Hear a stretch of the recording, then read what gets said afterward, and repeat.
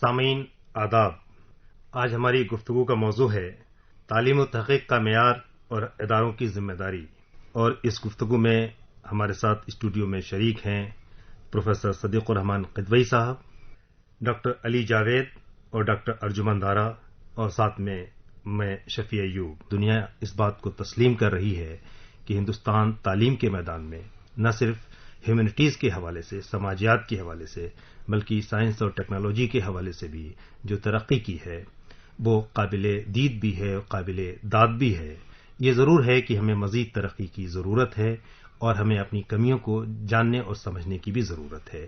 آج اس ملک میں 789 یونیورسٹیز کام کر رہی ہیں، جہاں پہ تعلیم و تحقیق بدستور جاری ہے، اور ہمارے ملک کے مستقبل کے لیے جو نوجوان کام کر رہے ہیں، جو ریسرچ کر رہے ہیں، وہ اپنے اپنے کام میں جٹے ہوئے ہیں۔ یہاں موجود تمام احباب، پروفیسر صدیق الرحمان قدوئی جواہر لال نہرو یونیورسٹی میں تعلیم و تحقیق سے آپ کی وابستگی رہی، اور اس وقت غالب انسٹیٹیوٹ کے سیکریٹری کی حیثیت سے اپنی خدمات انجام دے رہے ہیں۔ پروفیسر علی جاوید صاحب، ڈاکٹر ارجمن دارا کا تعلق دہلی یونیورسٹی سے ہے۔ ہم جب تعلیمی اداروں کی بات کرتے ہیں ڈاکٹر علی جاوید صاحب، تعلیم و تحقیق کے معیار کی بات کرتے ہیں، تو کیا جو موجودہ نظام ہے اس سے مطمئن ہو پاتے ہیں ہم؟ دراصل معاملہ یہ ہے کہ کسی بھی زبان کا تعلق اس کی تہذیب، اس کا سماج اور جتنی جو ہے وہ سماجی اقدار ہیں ان سے گہرا رشتہ ہوتا ہے، اور خصوصاً اردو کا معاملہ تو یہ ہے کہ اردو محض ایک کتابوں میں لکھی پڑھی جانے والی زبان نہیں، بلکہ اردو اس کی ایک تہذیبی وراثت جو رہی ہے، اس تہذیبی وراثت کے تحت اردو جو ہے وہ ہمارا پورے زندگی کا لائحہ عمل جو ہے، اٹھنے بیٹھنے کا طریقہ، بات کرنے کا طریقہ، کسی سے ملاقات کرنے کا طریقہ، یہ ساری چیزیں جو ہے اردو کی تہذیب میں شامل ہیں۔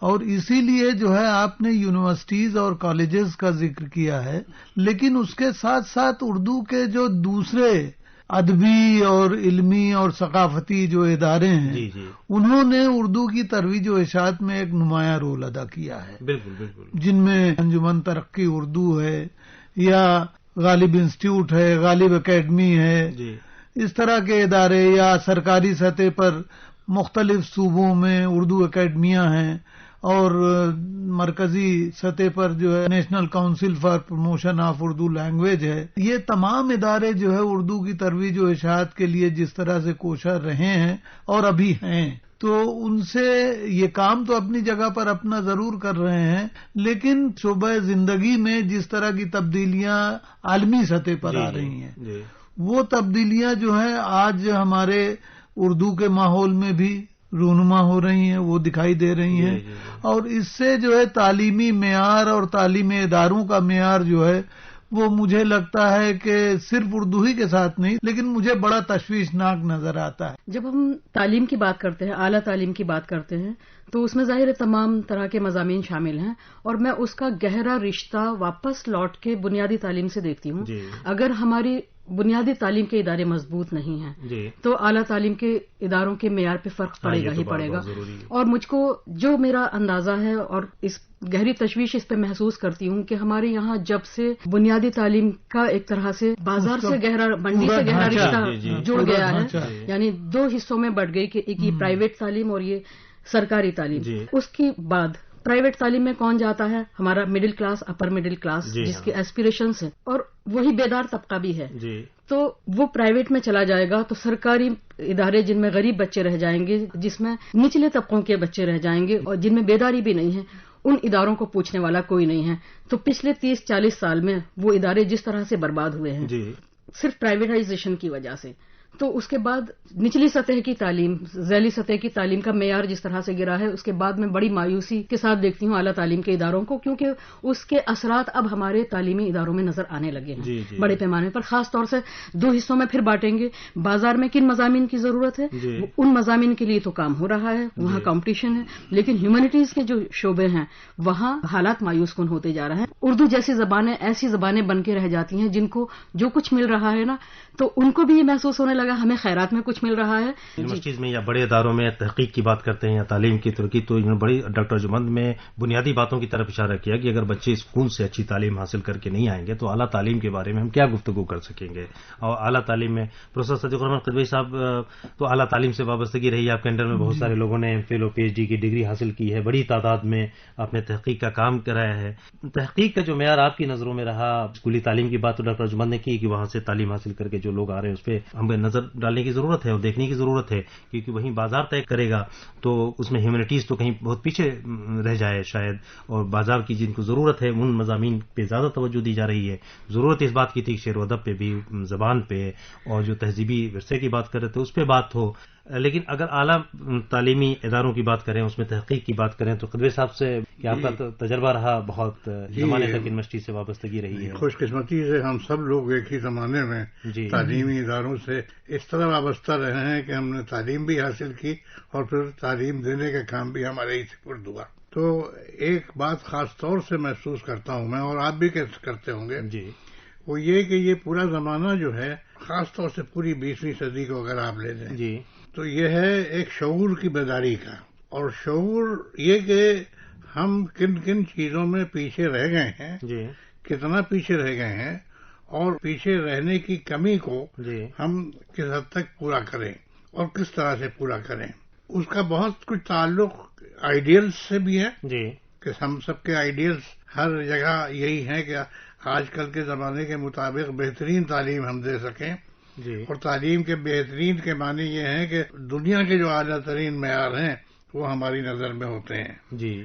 اور ساتھ ہی ساتھ یہ بھی خیال ہوتا ہے کہ ہم جن سماجی حالات میں رہ رہے ہیں ان سماجی حالات کو دیکھتے ہوئے ہم کس حد تک ان معیاروں کو قائم رکھ سکتے ہیں، کس حد تک ان معیاروں کو چھوڑ کر ہم کو کچھ اور طریقہ اختیار کرنا پڑے گا، اور ہم کن چیزوں میں ہمیں سمجھوتے کرنے پڑیں گے اور کہاں کہاں ہم سمجھوتے نہیں کر سکتے ہیں.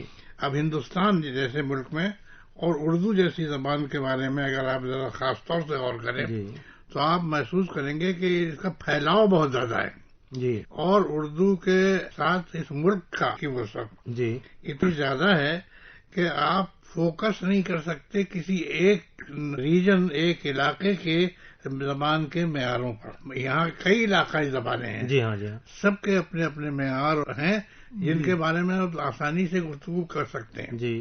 اردو کے معیار کے بارے میں شاید آسانی سے گفتگو کرنا سب سے زیادہ ٹیڑھا کام. وجہ یہ ہے کہ اردو 300-400 سال میں ڈیولپ ہوئی ہے، وہ ہندوستان کے ہر علاقے میں ڈیولپ ہوئی ہے. اس کا کردار مرکزی ہے، صوبائی کردار نہیں رہا کبھی اردو کا. آپ آج کی زندگی میں لیکن علاقائی چاشنی بھی ہے. ہاں، اس کے ساتھ وہ حسن ہی ہے بلکہ اس کا.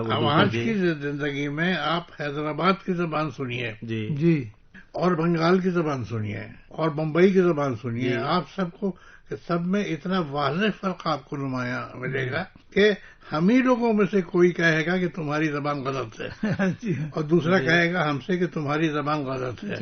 تو یہ غلط اور صحیح کا معیار یہ بھی بدل گئے ہیں. اور ایک زمانے میں غلط اور صحیح کا معیار طے کرنے والا کوئی نہیں ہوتا تھا، صرف کتاب ہوتی تھی. اور کتاب لکھنے والے چند علماء ہوا کرتے تھے. آج ایسا نہیں ہے.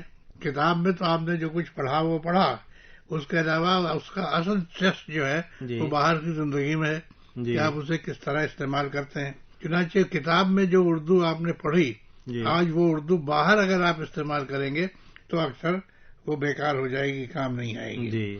تو اس لیے میرا خیال یہ ہے کہ آج تعلیم کے معیار اور تحقیق کے معیار، تحقیق کا آپ نے خاص طور سے ذکر کیا، تحقیق سے پہلے اس کے مدارج ہیں، ان میں تعلیم وغیرہ ہے. لیکن یہ ان سب کے بارے میں ہمیں اس بات کو خیال رکھنا پڑے گا کہ پہلی بات تو یہ کہ آج ہم کس منزل تک پہنچے ہیں. تحقیق میں اور تعلیم کے معیاروں میں ہم کس منزل تک پہنچے ہیں. اور دوسرے یہ کہ ہم اس منزل تک پہنچنے کے بعد اب اسے اور آگے کے سطح تک ہم بڑھا سکتے ہیں. ایک اسٹیج تک تو گئے ہیں ہم، وہاں سے اور آگے کا سفر کیسے طے کر سکتے ہیں. اور پھر اس میں ہم ایک رعایت کتنی رکھیں گے پورے ملک کے صورتحال کے، اور نہ صرف ملک کے صورتحال کے بلکہ طبقات کی عادتیں ہیں زبان بولنے کی، اس کی. یعنی ہم لوگ ٹیچرز ہیں، اس لیے ہم لوگ زیادہ آسانی کے ساتھ یہ کہہ سکتے ہیں کہ ہمارے ہر سال کے تجربے آپ مد نظر رکھیے تو آپ دیکھیں گے کہ ہر سال آپ کے سامنے جو طلبہ آتے ہیں وہ طلبہ ایک معیار کے نہیں ہوتے. معیار زبان کے معیار میں اچھے برے کی بات نہیں کرتے. زبان کی نوعیت، تلفظ، الفاظ کا استعمال اور دوسری زبانوں کے اثرات یہ سب کے ہاں مختلف ہوتے ہیں. لہذا ہمیں ذرا وسیع نظر بھی ہونا چاہیے. بڑی اہم بات ہے. اس کے ساتھ ہی ساتھ زیادہ سرگرمی کے ساتھ تحقیق و تعلیم کا کام کرنا چاہیے، خاص طور سے تحقیق کا. ظاہر سی بات، آپ کے خود طالب علم جو ہے ملک کے مختلف حصوں سے آتے ہیں، مختلف دور دراز کے علاقوں سے آتے ہیں. کوئی بنگال سے آپ نے ذکر کیا، حیدرآباد سے، کوئی کشمیر سے. ان کے علاقائی اثرات ہوتے ہیں ان کی زبان پہ. علی جاوید صاحب کہہ رہے تھے. صاحب ڈاکٹر انجمن جو کہہ رہی تھیں ایک تعلیمی معیار کو بلند کرنے کے لیے، ایک تو اسکول کی سطح پہ بات ہو گئی کہ اسکول کی سطح پہ جب اچھے اسٹوڈنٹ، لیکن اس کے علاوہ اور بھی کیا کیا اس کے اسپیکٹس ہو سکتے ہیں؟ 2 طرح کی تعلیم ہمیں دی جا رہی ہے ہمارے بچوں کو. ایک وہ جو بڑے ادارے ہیں، اسکول ہیں جو پرائیویٹ ہیں. دوسرے وہ جو سرکاری ادارے ہیں جہاں عام لوگوں کے بچے جو ہے وہ پڑھنے کے لیے جاتے ہیں. تو 2 سطح پر جس طرح کی تعلیم دی جا رہی ہے، وہاں سے نکل کر کے بچہ جب کالج اور یونیورسٹی میں آتا ہے تو ان دونوں کے معیار میں بڑا فرق رہتا ہے. اور پھر جو ہے یہ طے کر پانا بہت مشکل ہو جاتا ہے کہ وہ بچہ فوکسڈ نہیں ہے.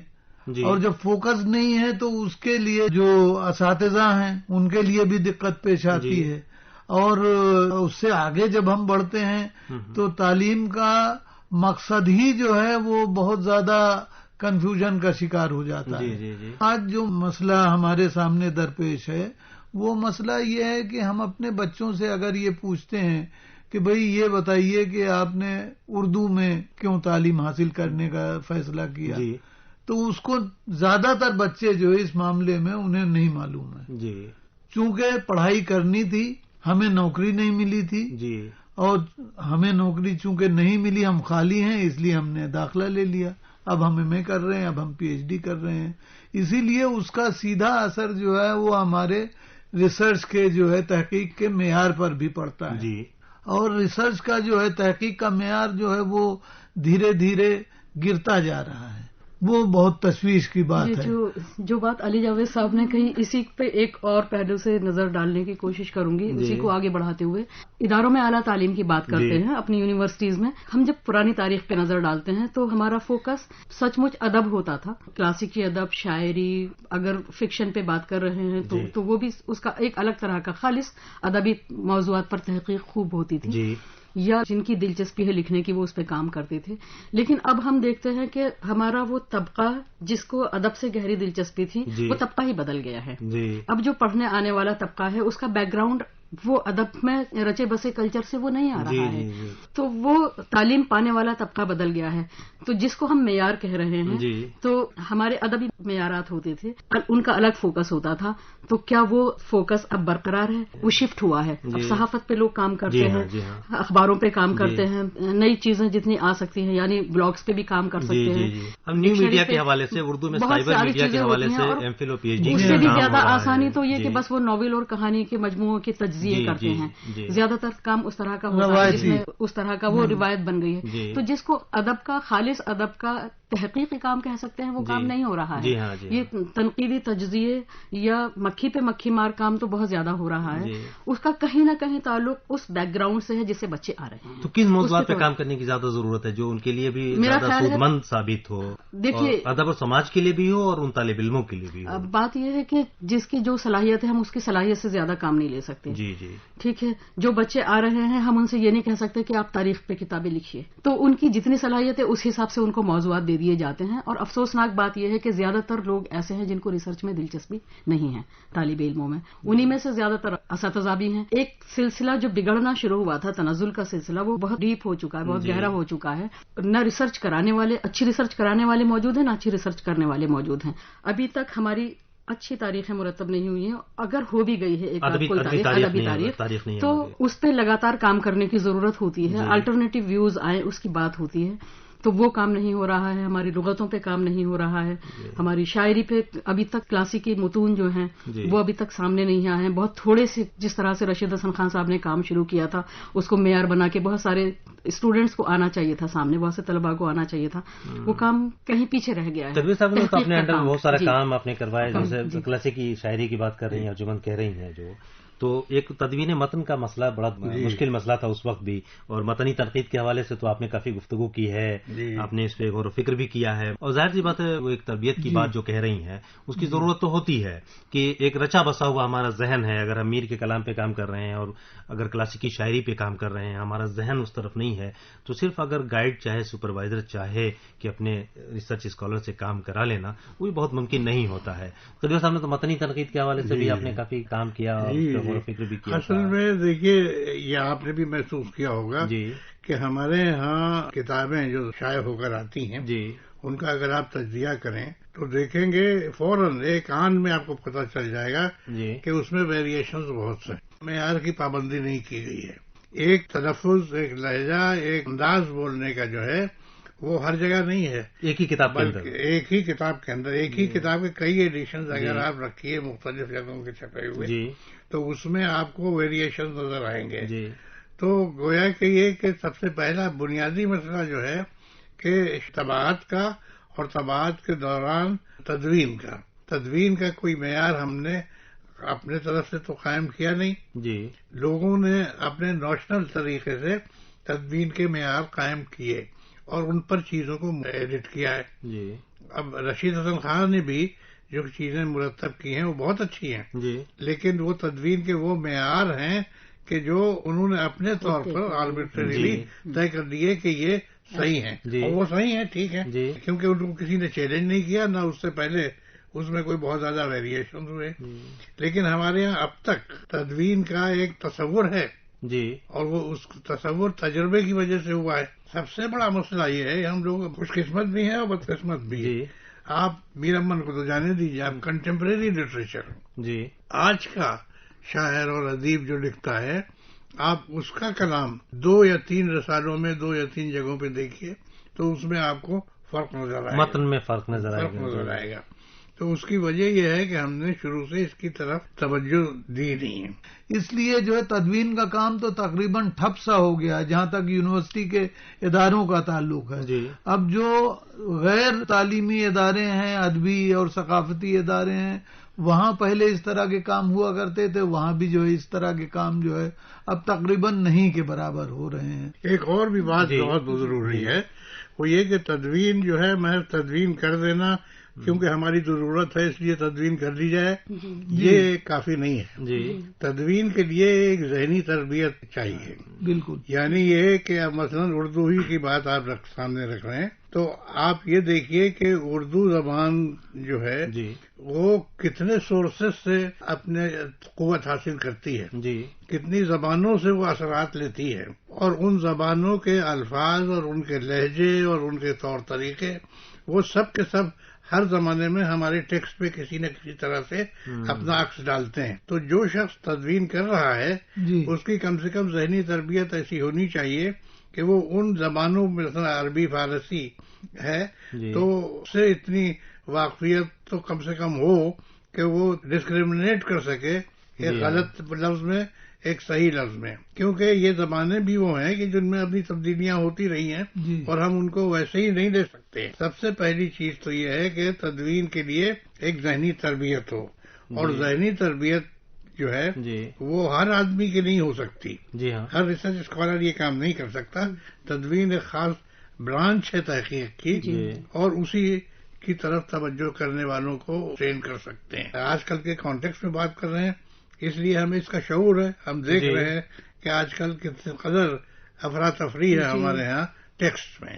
ٹیکسٹ کی تعلیم جو ہے اور ٹیکسٹ کی تدوین بنیادی کام ہے ہمارے یہاں. سر، آپ نے جو یہ بات کہی نا، زبانوں سے اردو زبان میں بہت سے زبانوں کے الفاظ آئے ہیں، اس سے ایک رشتہ پتہ چلتا ہے. آج جب ہم دیکھتے ہیں تحقیق کے معیار کو تو اس کا ایک گہرا تعلق ہمیں نظر آتا ہے اس بات سے کہ ہمارے طالب علم ایسے ہیں جن کو کوئی دوسری زبان نہیں آتی اردو کے ساتھ ساتھ. یعنی اگر ہم کسی معیار کی بات کریں، جب تک ہمیں یہ پتہ نہ ہو دوسری زبانوں میں اور دوسرے مضامین میں تحقیق کا معیار کیا ہے، لکھنے کا معیار کیا ہے، جب تک اس سے واقف نہ ہو، سیکھے نہیں، تب تک ان بچوں کو پتہ نہیں چلے گا کہ کیا چل رہا ہے. تو بنیادی طور پر انہیں اچھی انگریزی بھی آنی چاہیے، انہیں اچھی ہندی بھی آنی چاہیے، کیونکہ جو نئی کتابیں وہاں آ رہی ہیں، جب تک آپ ریسرچ میتھڈولوجی ہو یا کچھ اور ہو، نئے تنقیدی نظریات ہوں، جب تک وہاں سے ان زبانوں سے نہیں سیکھیں گے اور پڑھیں گے، تب تک اپنے زبان میں ان کو منتقل کرنے کی بھی بات ہے اور ان کا استعمال کرنے کی بھی بات ہے کہ آپ ان ٹولز کو استعمال کر کے اپنے معیار. ہمارا معیار اسی لیے نہیں بن پاتا ہے کیونکہ ہمارے پاس کوئی معیار ہی نہیں ہے.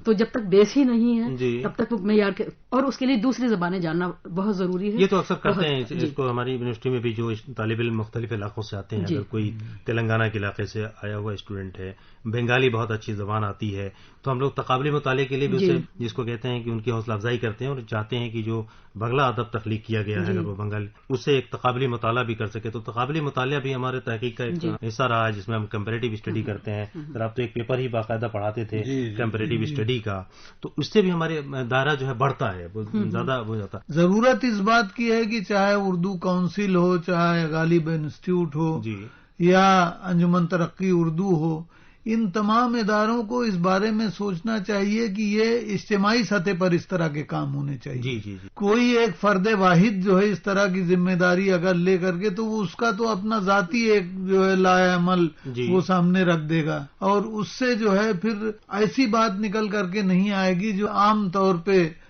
پورے علمی اور ادبی حلقے میں قابل قبول ہو. تو اس طرح کے بڑے پروجیکٹ قائم کیے جائیں جس میں ایک شخص نہیں بلکہ بہت سارے جو ہے اچھے ریسرچ اسکالر جو ہے ان کو اس میں زمانے میں انجمن ترقی اردو نے یہ کام کیا تھا اور املا کے اصول طے کر دیے.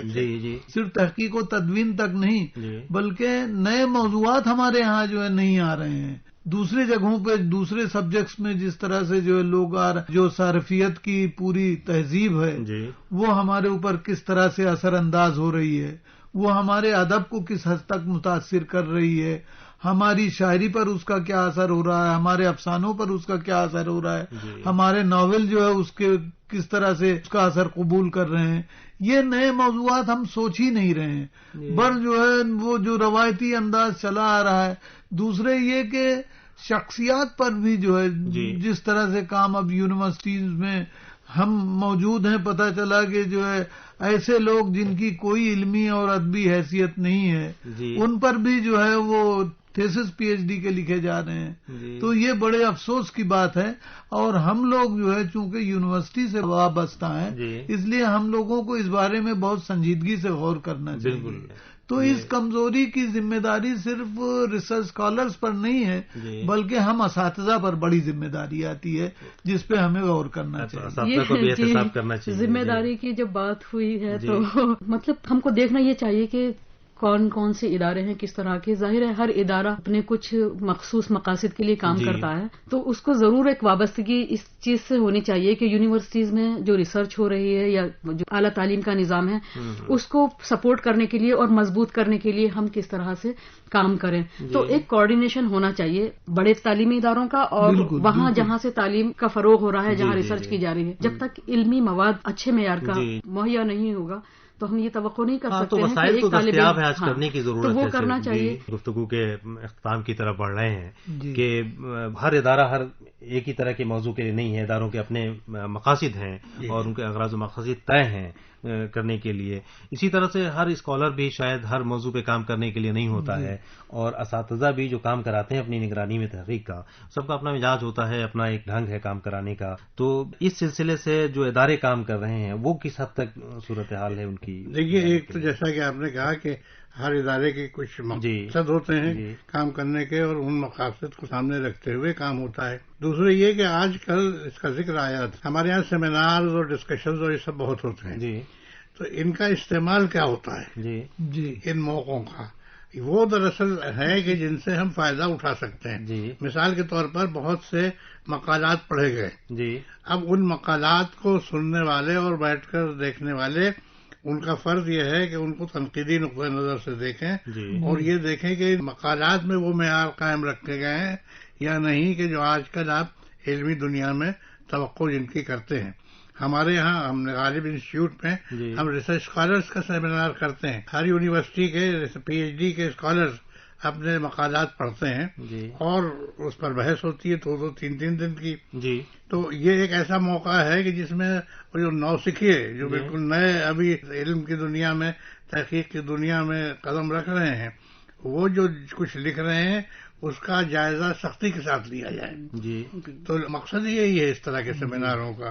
تو میں سمجھتا ہوں کہ یہ آج کل اردو میں یہ جو وسائل ہوئے ہیں باہم مل کر بیٹھنے کا اور اس ایک دوسرے کی تحقیق میں دلچسپی لینے کے اور کام کرنے کا کے جو فوائد ہو سکتے ہیں اس کا مقصد پورا کریں اور ان مواقع کا استعمال اس کام کے لیے کریں کہ جو کچھ ہم اپنا احتساب کریں کہ جو کچھ ہم کر چکے ہیں وہ بہت ضروری ہے. کس حد تک درست ہے کس حد تک درست نہیں ہے اور کھلے دل سے اپنی کمزوریوں کا اعتراف بھی کرنا چاہیے. اور یہ ایک طرح سے بہت ایک گروئنگ زبان کے لیے ایک ترقی پذیر زبان کے لیے یہ بہت ضروری ہے کہ ہم ہر قدم پر اور ہر زمانے میں اپنا احتساب کرتے رہیں اور خاص طور سے جب تبدیلیاں ہو رہی ہیں پھیلاؤ ہو رہا ہے زبان کا تو یہ اسٹیج آنا بہت ضروری ہے.